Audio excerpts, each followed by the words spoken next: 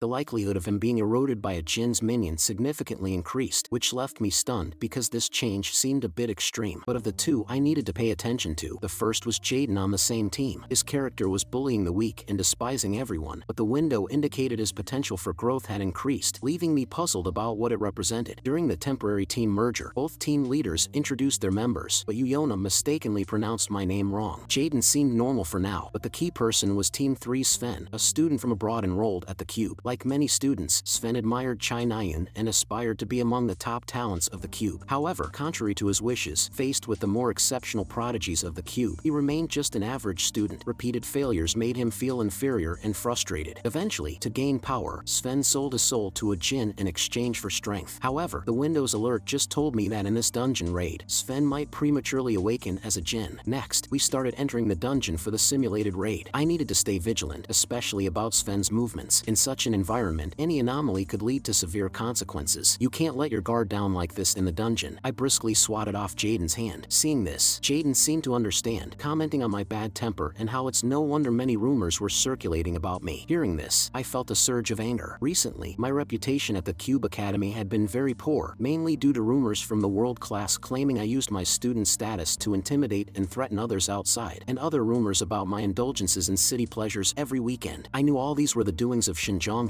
and his group. Although I gained a lot of SP because of this, the team members treating me as if I were invisible was probably due to these reasons. As we waited for the team ahead to enter, everyone in the team seemed cheerful, except for me. The dungeon was as vast as the instructor had described, and after a few minutes of walking, everyone stopped due to many forks in the path. Yona and Jaden were discussing on the spot. Jaden originally wanted their team's sharp-sensing archer to choose, but I had already suggested taking entrance number 6, which displeased Jaden. Unexpectedly, Yona decided to listen to me and immediately chose the 6th path, telling Jaden, although Kim Hajin might not be much, his eyes are still pretty good. I didn't mind. Thanks to her, I could finally enter the fork that would lead to encountering Chae Nayun's team as I wished. If Sven really makes a pact with a Djinn here today, Chae Nayun alone won't be able to withstand it. If she gets into trouble, all subsequent plots will be thrown into chaos. Eventually, Jaden also agreed to take Route 6. Along the way, he quietly mocked me for seeking attention, but I simply told him, you should think about how to deal with the monsters ahead instead. As soon as I said this, everyone was puzzled because it was pitch black ahead and nothing could be seen. At that moment, another archer in our team stood up and shot a light arrow into the interior. Under the illumination, a low intermediate ranked monster, a salamander, was indeed ahead. The students quickly formed a battle formation. Jaden asked if anyone could use water attribute attacks, since the salamander was a fire attribute. Hearing his words, I didn't respond. The magic within the stigma was limited, and I had to save it for the most critical moment. Seeing no one in the team had water attribute magic, Yona proposed a direct frontal assault. She took the initiative against the monster, and just as the salamander tried to spit fire, it was swiftly bound by her whip around the mouth. The warriors in the student ranks followed up with attacks, and with everyone's cooperation, the monster was killed within seconds. Yona's power was indeed increasing quickly, and the lightning emanating from her whip indicated that she was on the verge of enlightenment. We continued on, and as we moved closer, I could feel the atmosphere ahead becoming increasingly eerie and tense. I had to stay alert, especially as we neared the route leading to Chae Nayun's team, where any anomaly could have severe consequences. I suddenly pushed Yona aside, successfully preventing her from getting hurt. A trap was activated. Unaware of the situation, Yona coldly told me to let go. Sensing her intent to kill, I quickly stepped back. Just as Yona was about to deal with me, other team members noticed an arrow that had penetrated the wall. That was why I had pushed Yona. Moreover, when I fell, I saw a new alert. It was an arrow laced with neurotoxin. Compared to Yona's luck, Team 3 Sven was not so fortunate, as he was accidentally hit by the poison arrow. Carrying Sven, Chae Nayun was puzzled. In the midst of the battle, an arrow had suddenly flown at them, which couldn't possibly be part of the training. Moreover, Chae Nayun noticed that although it was supposed to be a training dungeon, the monsters inside were abnormally powerful. Meanwhile, my team continued fighting against the monsters. After the salamander, there were many peanut flames, but with everyone's combined effort, the lower tier monsters posed no threat. We soon cleared the area, with only that one poison arrow trap along the way. Just as everyone was ready to charge ahead, intense heat suddenly rose from behind us, startling me with its lethal threat. Turning around, I saw the salamandra we had defeated earlier had revived, and it was about to unleash a firestorm. Before others could react, Salamandra's attack was already launched. However, having sensed it earlier, I immediately acted, channeling all my will through the stigma. The power of the stigma quickly converged, and I transformed the magic into a water barrier in front of us. The flames crashed into the barrier with great force, but the barrier held, shielding Yona and the others. The monster, already near death, had little magic left to fuel the flames, and with the fire extinguished, Salamandra truly died this time. Such formidable power sent Hazuki and others into a state of shock. The team guessed that the Salamandra was definitely not a mere monster doll, feeling the intense heat even without being touched by the flames. Just when I thought things were over, Jaden erupted in anger. He shouted, asking why I hadn't stepped forward earlier when looking for someone with water attributes. Even explaining that it was due to my equipment didn't convince him. Fortunately, Yona stepped in to stop our argument. Then someone asked why there were real monsters here, and Yona speculated that this was the ideal dungeon environment where real monsters could indeed evolve. She then motioned for everyone to keep moving forward, but her suspicion rose when I had just claimed it was the equipment's effect. After all, I couldn't afford even a Desert Eagle, so how could I possibly afford magical equipment? Yet aside from Kim Suho and Shin Jonghak, no new student could imbue magic into equipment. And not only did I know the weakness of the Mountain Tyrant, but I also had the ability to imbue magic properties, yet I deliberately hid my strength. Yona couldn't help but recall what Chae Nayun had said, wondering if Kim Hajin really was a Djinn. A while later, Chae Nayun's team had already found a place to rest, but an intermediate level 5 monster, the Magma Golem, was gradually closing in. The enemy might well be the dungeon's boss, and the difficulty felt overwhelming to Team 3. With Sven also urgently needing treatment, it seemed impossible to defeat this type of monster. Despite everyone's reluctance to abandon their own, Sven felt very guilty, blaming himself for carelessly getting hit by the poison arrow. Ever since arriving at the cube, Sven had never had a smooth day, causing him great inner turmoil. At this moment, a seductive whisper resonated within Sven's mind, promising him unmatched power if he made a deal with it. This was exactly what Sven longed for. He didn't want to continue being useless, especially not in front of Chae Nayun. Thus, uncontrollably, Sven accepted the pact with the Djinn. The next second, he screamed in pain, causing his teammates to panic, not understanding what was happening to Sven. Seeing their inability to control the frenzied Sven, Chae Nayun instructed other team members to hurry over, but they were too terrified by the monster to move. After searching for a while, the Magma Golem finally located its prey, causing everyone to scatter in panic. The Magma Golem's attack burst forth instantly. Fortunately, Chae Nayun and her team reacted quickly enough to escape the calamity. However, due to the large attack range of the monster, 2 students were unfortunately knocked unconscious. In an instant, Team 3 mostly dispersed. Chae Nayun, carrying Sven, fell to one side. Falling to the ground, Chae Nayun couldn't stop coughing. At this moment, Sven's body began to undergo dramatic changes, twisting grotesquely as the Djinn's power corroded his body. As she recovered, she turned around only to find that the Magma Golem had targeted her. The monster in front of her was nothing like the monster dolls described by the instructor. Chae Nayun realized it was a real monster. She had never imagined that she might die in a training exercise. Just as the boss monster's molten lava was about to erupt, a bullet imbued with ice had struck the Magma Stone Golem's neck accurately. The ice magic permeated the monster's body, temporarily freezing it. Chae Nayun was stunned for a moment, and behind the Magma Golem, the shooter was none other than me, who had arrived just in time. Just a few minutes before, our teammate continued forward only to find no way out, blocked by a tall stone wall. Jaden, somewhat angrily, asked me, "Didn't you say that the end of this path leads to the boss monster?" I was puzzled too, because when I used my 1000-mile eye earlier, there had been no wall, but I still asserted that the boss was behind it and suggested that Jaden try to break the wall. Though unhappy, Jaden swung full force at the wall to get out quickly. The result was obvious. The strong recoil numbed his hands. Even though the attack was imbued with magic, it was ineffective, indicating that the wall was very thick. Just then, Hazuki suddenly called everyone. It turned out there was a crack at the top of the wall, so I suggested crawling through it, but the wall was over 10 meters high, and Jaden complained that it was impossible. I went first to try, as the situation on the other side might not be good. Using my parkour mastery, the rugged wall was like flat ground to me. In no time, I had climbed to the crack. Once I crawled through, a huge vibration suddenly came from the surrounding space, making Jaden even more curious about what was happening on the other side of the wall. Back to the present, the ice on the monster was slowly evaporating, and it had only been a few seconds. Unexpectedly, it was already starting to move again. I quickly shouted at Chae Nayun, telling her not to just sit there, as the pain monster had now targeted me. At that moment, 2 attacks interrupted the Magma Stone monster's actions, coming from the recently dispersed Team 3 members. Seeing her teammates arrive, Chae Nayun finally rallied. She quickly took up her bow, began to draw it with power, and told her teammates to buy her some time. Hearing this, the other students fought valiantly, and unexpectedly, Sven, who had been poisoned, reappeared and even managed to injure the Magma Golem. With several teammates helping each other, the monster couldn't interrupt Chae Nayun's charge. Finally, her killer move was fully charged. Instantly, Chae Nayun released her arrow, powered by strong magic, struck directly at the core of the Magma Golem. The monster screamed, and its body began to crack and finally turned into a pile of rocks, completely dead. Students couldn't believe they had managed to defeat a Magma Golem. After the battle, Chae Nayun waved to check if anyone was injured, while Sven praised her, saying she could even defeat such a strong monster. But I was surprised by his condition. Sven hadn't Nayun transformed into a Djinn, but I knew he had made a pact with one, and it was only a matter of time before he would be exposed. Seeing me sitting alone to the side, Chae Nayun slowly approached me, looking very shy, and said, "No matter what happened before, thank you for saving me." I was surprised by this new side of Chae Nayun, and I didn't even react at first. Seeing my shocked expression, Chae Nayun immediately became even more embarrassed. I hadn't expected her to apologize to me. On her 6th birthday, Chae Nayun had seen her mother die at the hands of a Djinn, which is when she resolved to become a hero, and so, she began training intensely from a young age. Her childhood experiences made it difficult for Chae Nayun to form close friendships. She didn't want to show her vulnerable side to others. Therefore, it was rare for anyone to hear Chae Nayun personally say thank you. She almost never did. Instead of thanks, Chae Nayun often said sorry. That's the character I wrote for her. To avoid an overly awkward moment, Chae Nayun started a conversation. She wanted to know, if I'm so strong, why do I let Shin Jonghak and his group bully me? When I admitted that I indeed couldn't beat them, Chae Nayun was puzzled, given the impressive power of the gun just now. Then I took out the Desert Eagle. This is a personal weapon, not comparable to the school's training guns. Seeing me use such a weapon, Chae Nayun quickly checked to see if anyone else had noticed. If the school authorities found out, it would surely lead to suspension. I wasn't worried, because I had learned to conceal weapons within my stigma. Even if discovered, no one could find the weapon. Although I used a special weapon, Chae Nayun still felt I was very strong. Then she guessed that I must have the talent to enhance firearms. Seeing that I didn't respond, Chae Nayun walked away with a look of I knew it, saying she wouldn't tell anyone about my use of personal weapons. But halfway through, she suddenly stopped, turned around, and said, "Don't you have anything else to say to me?" I understood what Chae Nayun meant, but I still said directly that I had nothing else. If I apologized to her now, Chae Nayun would surely forgive me for insulting her brother. But I couldn't do that. It's better to continue being someone she dislikes by her side. When the time comes, Chae Nayun might feel a bit better. After all, I have to kill Chae Jin-yoon. Seeing Chae Nayun return, others were curious whether she and I were close, which upset Sven. Not long after, a broadcast informed the students to stop the dungeon assault and quickly evacuate. Since the start of this exercise, the dungeon's cameras had malfunctioned and the presence of real monsters wasn't detected in time. Fortunately, there were no casualties, so instead of a thorough investigation, the academy chose to calm and compensate the students. In other words, the Djinns in high positions at the academy successfully covered up the incident. In the original storyline, a full investigation wouldn't start until after the second plot ended. I need to focus on Sven's condition. The side effects of a pact with a Djinn are amplified emotions and obsession. If Sven continues to have chances to be alone with Chae Nayun, he might erupt due to his emotions getting out of hand. To prevent any issues, I decided to use my computer to monitor Sven and Chae Nayun's movements. I began by checking Chae Nayun's chat history. Conversations with others were normal, but I soon found a useful piece of information. Chae Nayun and Sven's hunting club planned to travel to Ji province this week. In the original story, Sven made his pact and went berserk during this trip, so I decided to accompany them this week. Just as I made this decision, my watch received a call from someone unexpectedly, Kim Suho. He asked if I was free on Friday and wanted my help with something. Before handling these two matters, I planned to obtain 2 top-tier items from the novel. The next day, I set off directly for Gari Mountain in Ji province, referred as the Mecca of training for martial artists. Gari Mountain also attracts treasure hunters and adventurers because of its rare items, particularly its famous ginseng. The adventurer introducing me to Gari Mountain is one of them. Even though I tell him my purpose isn't to find ginseng, he remains skeptical. As I walked in, I tripped on a root, but when I looked back, I discovered a ginseng hidden beneath the roots. While this seemed absurd, given my extraordinary luck, it seemed plausible. As I climbed Gari Mountain, I ate the ginseng roots. With my ability to modify settings, eating the root temporarily increased all my improvable stats by 2 points. However, eating part of the ginseng prematurely was somewhat wasteful, as selling the whole root could have easily cleared my debt. But with more pressing matters at hand and needing a boost in strength, I crossed the steep cliffs and reached the hidden Undead dungeon in Gari Mountain. The boss monster was a high intermediate rank level 1 monster, the Death Knight. Although I had already used the ginseng to temporarily enhance my abilities, I probably can't withstand a single strike from it. However, I'm not afraid, as my target today is not the dungeon boss, but the hidden levels within the dungeon. I only need to deal with some low-level undead. With the effect of bullet time, many undead do not pose a significant threat to me. After slaying a swath of them, I used Thousand Mile Eye to check the root, and then it was a merciless slaughter. The growth type equipment ether and Evangel seed. In my original novel, these 2 items helped the Djinn Tomer become an executive of depravity. There is no item better than ether to help me grow quickly right now. Soon, I arrived in front of the hidden level. Through the effect of Thousand Mile Eye, I spotted a giant withered tree ahead, under which the witch Evangel sat alone. She is still in her child form and poses no threat. Evangel's appearance is somewhat harmless, but I know that even if I don't act, when the Djinns come, the outcome will be the same. Since the witch in her spiritual form is hard to kill with firearms, so I used the stigma to conjure a light attribute mana spear. With the enhancement from the ginseng, I felt felt like I had become a master like Yona and others. As the spear struck the young witch, I noticed she didn't immediately disperse. It took a few minutes for the witch to slowly fade away, finally dissipating into light before me. However, this does not mean that the witch's life has ended completely. The remaining seed is the key item that can give birth to the Witch of Despair of Angel. Next to the seed is the growth-type fluid equipment, Ether. After securing the items, I returned the same way I came. By evening, I had finally returned to the dorm. After successfully equipping Ether, due to its ownership effect, all my upgradable abilities increased by 0.6, and this equipment cannot change its owner, an effect that I am very satisfied with. Now I have finally reached the basic level of the cube student. Next, I plan to list the remaining ginseng on Violet Banquet, as I am still quite short on funds. Today's journey was indeed fruitful, with the biggest gain being the Evangel seed right before me. Although the Despair Witch sounds like a villain, if I nurture her properly, she can definitely become a great ally. The method to sprout the seed is simple. Just use a small amount of fresh blood instead of water. However, the witch's temperament is determined by whose blood it is fed, so I must consider carefully. But getting blood from the protagonist group is too difficult, so sprouting will have to wait for now. Exhausted from the day, I prepared to sleep, as there is likely to be a tough battle tomorrow. The next day, members of the hunting club gathered at the mineral spring in Chi province, and naturally, I was among them. This club organizes a hunting trip monthly, targeting harmful birds and beasts. I'm also somewhat uncertain about today's scenario, mainly because I had only narrated the general ending. The original storyline involved Chae Nayun being seriously injured, while Sven dies in the aftermath of a demonic human's rampage. This scenario was designed to make Kim Suho pay more attention to Chae Nayun. When many people start to believe that the Djinns are targeting her, it's also when Yona gets kidnapped by a Djinn. However, this guy Sven hasn't shown any signs of going berserk yet. He can even control a bit of the power of a demon, and I'm almost certain I couldn't beat him with my current strength. If Sven could just die like in the original today, I wouldn't have to worry anymore. While I was keeping an eye on Sven, Chae Nayun also noticed that I must be watching them. Even though I had previously seemed indifferent, now I'm conspicuously hovering around them. Chae Nayun couldn't help but wonder if I had feelings for her. Seeing this, Sven suddenly reminded her to be cautious, as disappearances had been frequent recently. But when Chae Nayun said she didn't think I was that type of person, Sven's look changed instantly. Soon after, the hunting action started. Sven and Chae Nayun had a bet on who could catch more, and the winner could make a wish from the loser. When they separated to hunt, Sven finally stopped hiding his abilities and used demonic powers to rapidly devour creatures. Shortly after, Chae Nayun's voice carried over. She carried today's trophies, thinking she had won, but upon seeing the prey behind Sven, Chae Nayun's eyes widened in shock. Helplessly, she had to honor the bet and then asked Sven what his wish was. Unexpectedly, he suddenly confessed his feelings to Chae Nayun. Without any hesitation, Sven's wish was to date Chae Nayun. Watching from the shadows, I wasn't surprised at all. The demon Sven made a pact with his one of lust, and his desires had surged since becoming a Djinn. When Sven confessed his feelings, Chae Nayun decisively rejected him. She explained that anyone would refuse a confession from someone they've known for less than a week. Hearing this, Sven appeared very disappointed. Chae Nayun added that she prefers someone stronger than herself, hence she could never accept Sven's feelings. As Chae Nayun turned to leave, Sven could no longer control himself and suddenly attacked the unsuspecting Chae Nayun. After his frenzied assault, Sven thought he had succeeded, but I arrived in time and blocked most of the damage with an ether shield. I initially wanted to check on Chae Nayun's condition, but the demonized Sven was too fast for me to react. Watching me being taken away, Chae Nayun attempted to save me, but her bow had already broken. In a moment of crisis, Chae Nayun used her hands as a sword, rapidly concentrating magic between her palms. With Sven fully demonized in front, Chae Nayun finally stopped hesitating. With her action, powerful magic covered the entire area. In my novel, there are occasionally characters with great potential who fail to realize their abilities due to choosing the wrong weapons, and Chae Nayun was one of them. Chae Nayun's talent was never meant for the bow. If she used a sword, she would be comparable to Kim Suho. Angrily, Chae Nayun swung her terrifying energy sword, and with that strike, the demonized Sven was obliterated, leaving only remains. Chae Nayun was also frightened by her own power, and I was curious about the technique she had just used. She didn't know herself. Then she asked how I was, and upon hearing I was okay, Chae Nayun finally smiled, but the next second, she felt dizzy and then collapsed in front of me. Later that evening, Chae Nayun slowly woke up. Still somewhat groggy, she was startled to find herself on my back. Seeing that she was not waking up, I had decided to carry her down the mountain. Now awake, Chae Nayun fussily asked me to let her down, but as soon as she tried to stand, she felt weak and collapsed again. She panicked because she couldn't control her legs at all. Confused, I asked if she had never experienced magic exhaustion. Chae Nayun looked bewildered, so I simply explained that her magic was depleted and it would be difficult to move on her own for a while. Following my suggestion, I ended up carrying Chae Nayun back. On the way, I asked if she would continue using a bow and arrow, especially given today's events. Chae Nayun must be aware that her swordsmanship far surpasses her archery archery. If she could switch to swordsmanship, with her magic talent surpassing Kim Suho's, she would surely become an absolute dominant force in large-scale wars. However, judging by Chae Nayun's angry cursing, convincing her to give up the bow and arrow she had trained with for years seemed unlikely. After a while, we arrived at the transport point. I mentioned I needed to get back before the dormitory curfew, and seeing this, Chae Nayun hurriedly asked me to take her along since she still couldn't move freely. The next day, the news of Chae Nayun being attacked by a Djinn quickly spread throughout the school. After class, I went to keep my appointment. Upon opening the classroom door, Kim Suho, who had asked me to come, was already waiting, but he wasn't alone. Kim Horak, Shin Jonghak, Yona, and finally Lee Yanghan were there too. It seemed all the major characters have gathered together. The day before the hunting club incident, when Kim Suho asked for my help, he explained that due to the recent increase in disappearances at the Cube and the institution's desire not to involve outsiders, they decided to select a few students from each grade to investigate. Although the school would conduct its own thorough investigation, considering that the perpetrator was likely a student, it suggested an internal investigation by students for quicker results. The representatives chosen for the investigation were Kim Suho, Shin Jonghak, and Chae Nayun, who could also invite others to assist. Kim Suho chose me because he knew I had sharp eyesight, and he mentioned Chae Nayun had recommended me. Thinking of the SP I could earn, I agreed to help Kim Suho. Now that everyone had almost arrived, except for Chae Nayun, who couldn't come due to her injuries, Kim Suho began to share his theory on the case. He first suggested that the perpetrator of the disappearances and the Djinn who attacked Nayun were not the same. Kim Suho's casual reference to Chae Nayun sparked Shin Jonghak's displeasure. At this, Kim Suho sighed and then used her full name. Overall, Kim Suho believed that the Djinn's next target was likely Chae Nayun. He asked us if we had any suspects in mind or had noticed anyone behaving strangely recently. Initially, I wanted to observe how the story unfolded without deliberately disrupting the pace, but with 3 disappearances in 2 weeks, much faster than in my original story, I knew the co-author had made modifications. If this continued, the number of victims would multiply beyond expectation. After my recent experience with Chae Nayun, I decided I could no longer ignore the situation for the sake of the plot. So, I took the initiative to voice my suspicion that the president of the academic club, Yoon Hyan, was suspicious. The room fell silent instantly. Kim Suho mentioned that Yoon Hyan was close to the first victim and had already been investigated, proving his alibi. I was explaining that he could have used hypnosis magic to lure the victim to him when Shin Jonghak immediately countered my point. He does not think a mere hypnosis magic could make the elites of Magician's Cube obediently listen. At this time, Yona turned the tables on me, finding it odd that despite Yoon Hyan having an alibi, I persisted in my suspicions. Moreover, Yona felt that compared to Yoon Hyan, I was more likely to be the Djinn. Her words left me incredulous, and Kim Suho also came to my defense, pointing out that I had teleportation records during the previously assumed times of the crimes. Yona then used my earlier mention of hypnosis magic as an example, arguing that teleportation records could easily be falsified. Behind us, Kim Horak stood up, ready to physically test me himself. He believed that by beating me up, I would either speak up or transform. Except for Kim Suho, no one objected to this approach, seemingly agreeing with Kim Horak's method. Seeing this, I couldn't help but sneer, and soon I was physically clashing with Kim Horak. Kim Suho quickly intervened to stop us. Once calmed down, I told everyone that if they didn't trust me, they could simply ask Chae Nayun, as we had both attended the hunting event that day. However, this brought about Shin Jonghak's displeasure. He was angry about why I would associate myself with Chae Nayun. While we are all working together to eradicate the Djinn, you guys can only play boring pranks. At this, Shin Jonghak flew into a rage, and Lee Yanghan quickly calmed him down. After reiterating that Yoon Hyan was a likely suspect, I turned and left. But to everyone's surprise, Kim Horak suddenly attacked me, holding nothing back. Fortunately, my instincts allowed me to dodge the crisis. Turning to face Kim Horak's arrogant demeanor, I drew my pistol, ready to teach him a lesson. Just as we were about to fight, Kim Suho intervened to stop us. He was clearly displeased with Kim Horak and also told Yona that if there were doubts, they might as well ask Chae Nayun directly. After a moment of silence, Yona went to contact Chae Nayun. I left the classroom without looking back. At that moment, Yona shared the suspicions with Chae Nayun. Hearing that they suspected me, Chae Nayun confidently stated, Kim Hajin couldn't possibly be the Djinn. When I stepped outside, it was already dark. The events of today had completely stirred all my emotions. Being embroiled in my own fictional world was one thing, but to argue with the characters I had crafted was another. I've been in this world for some time now, missing my parents and friends, longing to return to my home. And if time in the original world was synchronized, how heartbroken my parents must be at my absence. The most critical question was whether I could return at all. In my moment of sadness, a notification popped up saying my resilience had increased. Seeing this, I couldn't help but lament how inappropriate the timing of this message was, but it also reminded me that my resilience had indeed improved. Otherwise, I might have given up searching for a way back by now. They only made me more determined to return home. On the other side, after watching me walk away, Kim Suho slowly returned. Yona asked Kim Horak if he had used his ability to attack. A marksman like me dodging a close-range ability attack is highly suspicious no matter how you look at it. Just then, Yona's watch received a message. It was an invitation from Hajin asking her to come to the study room before tomorrow's academic discussion to talk about something. Yona, confident in her abilities, agreed to go, unaware that on the other side, Hajin was eagerly anticipating their meeting. The next day, I came to terms with it and didn't dwell on yesterday's events anymore. However, Kim Suho and the others seemed quite concerned about my situation, which made me feel somewhat awkward. I decided not to quibble with my characters anymore. Finding a way back home was the key focus. This morning, Chae Nayun was already back in class. Seeing her walk with some difficulty, Kim Suho and Shin Jonghak both rushed to help her, though she refused them both. Soon, it was time for class. The instructor announced that there was less than a week until the midterm exams. The written test would be immediately followed by a practical exam, which consisted of 2 parts, one-on-one student duels and battles against magicians, summon beasts. Both parts of the exam would be significantly harder than the regular coursework. The written test was not a problem for me, but I anticipated trouble with the duels. In the dueling exam, students each have 3 nomination tickets to choose their preferred opponents. The cube has a scoring system in place. High-ranking students do not gain points by defeating lower-ranked students, but instead lose points. However, some individuals, like Kim Horak, ignore the penalty system. I'm sure he'd love to use his nomination ticket to thrash me. Lately, something else has been on my mind, the presence of Rachel sitting beside me. She usually doesn't talk to me, but ever since the last written test, she's been hovering around me. Previously, Rachel would sit at the back of the class studying alone, occasionally sneaking glances at my notes. So, I decided to tease her a bit. Missing my parents lately, I wrote their names in my notebook, confusing Rachel, who was peeking. By evening, Hajin had messaged Yona again. Thinking it was another typical club discussion, Yona thought little of it. Upon opening the study room door, she found Hajin indeed waiting inside. Noticing no other members were present yet made Yona curious. Hajin assured her they would arrive soon. That's when Yona noticed the lit aromatic candles, which Hajin passed off as something to enhance concentration. During their conversation, Hajin suddenly asked about the Djinn investigation as he was a second-year representative. Yona was about to say there was no progress when she blurted out some rash comments instead. Interested, Hajin merely waved his finger, prompting Yona to spill everything about my suspicion that Hajin was a Djinn with psychological magic. Hearing this, Hajin immediately asked if there was any evidence. This question brought Yona to a moment of clarity. Realizing his mistake, Hajin too sensed his error. Yona then became wary, understanding that an innocent person's first reaction isn't to worry about whether there's evidence against them. She recognized that something was definitely off with Hajin. With the cat out of the bag, Hajin no longer pretended, expressing regret while stating it was supposed to be a few more people before it was your turn. Suddenly, Yona felt dizzy. When she regained consciousness, she found herself bound. Observing her surroundings, she was shocked to discover she was in the second-year students' dormitory. She finally understood that Hajin was indeed the Djinn behind the student disappearances, and I hadn't been making baseless claims. After calming herself down, Yona tried to use her watch to call for help. However, she only struggled for a short while before Hajin returned to the dorm. Fortunately, within those few seconds, Yona managed to send a message, but surprisingly, she sent it to me. Seeing the number 9 she sent, I was initially confused. Hajin, who had just snatched the watch, saw my name on the message and assumed I was the one who had uncovered his identity. Yona warned Hajin that if anything happened to her, the investigation team would find out soon enough. But Hajin didn't care. He planned to leave the cube immediately after today. His words infuriated Yona to the extreme, but her expression seemed to please Hajin. Hajin revealed that he was following the instructions of the demon Lilith, which is why he targeted Yona. Meanwhile, I had realized Yona's intention, so I quickly activated the Book of Truth, found Yona's location, and set out immediately. 10 minutes later, under the continuous influence of Hajin's psychological magic, just as Yona seemed about to succumb, she would firm her resolve once more. Hajin couldn't help but marvel that despite his efforts, he hadn't brainwashed her yet. Although Yona struggled every time she awoke, Hajin still believed that under Lady Lilith's power, she could never escape. However, in the next second, Hajin was suddenly shot. Unlike ordinary magic bullets, this one caused him immense pain. The sudden turn of events raised Yona's hopes, while Hajin writhed in agony on the ground. Finally, my voice slowly came through the smartwatch. I wanted to know how Yona felt now, reminding her that she had doubted me before and now she was the one captured. Hajin, also hearing my voice, cursed at me. Realizing he was trying to delay to heal his wound, I playfully reminded him not to waste his effort, as the bullet that hit him had special effects. Hajin thought I was hiding and attacking from the shadows, so he started attacking wildly around him, inadvertently injuring Yona in the process. Seeing Hajin continue his frenzy, I calmly told him no need to look further. I was in a place far from him. Several more bullets hit Hajin. At that moment, I was hundreds of meters away in the bushes, with my Desert Eagle transformed into a sniper her rifle. Long-range shooting was indeed good. I also loudly told Yona that the bullets she had given me were probably going to run out today, and if she had any conscience, she should prepare better ones for me next time. While speaking, I reloaded, and Hajin tried to flee. After emptying all my reserves, I finally relaxed. I asked Yona if she was alright and told her to take a nap, as the investigation team would arrive soon. Hearing this, Yona no longer forced herself to stay awake and soon fainted. Her last words seemed to be a thank you to me, but spoken so softly that I couldn't hear them from afar. The next morning, Yona slowly opened her eyes. She found herself in the academy's medical room and noticed Kim Suho sitting by the bed, peeling an apple. Suddenly sitting up, Yona curiously asked why he was there. The investigation team is taking turns looking after you. Yona didn't understand why they all came. Hearing this, Kim Suho explained that he and Shin Jong-hak felt responsible for Yona's injuries. In short, they felt they hadn't protected her well enough and the investigation team was sorry. But Yona didn't see it that way, thinking the incident was her own fault. She then inquired if that person had come. This puzzled Kim Suho, unsure who she was referring to. Seeing this, Yona quickly turned her head away, not mentioning my name. At noon, I received a message from Yona. She expressed her gratitude and assured she would repay the favor. After eliminating the Djinn, I also earned a large amount of SP, completing the long-range shooting task, and my master marksman reached mastery grade 7. Compared to previous actions, this time I gained the most SP. Personally, eliminating a main storyline antagonist yields a substantial reward. Although I used many SP to enhance my ability for long-distance shooting of Hajin, the most important thing was that I successfully rescued Yona. At that moment, someone called my name in the restaurant. Yesterday, I had contacted Park Soo-hyuk to meet. Unexpectedly, as soon as he approached, Park Soo-hyuk immediately knelt down. He worried I wanted to cancel the contract and pleaded for me to reconsider. Seeing this, I helplessly explained that wasn't the case. I had called him today for one reason only. I saw great potential in SH Entertainment, so I planned to invest money in them. Hearing this, Park Soo-hyuk was still slow to react. As for the money I put forth, it was from the ginseng I had sold on the Violet Banquet for a whopping $400 million.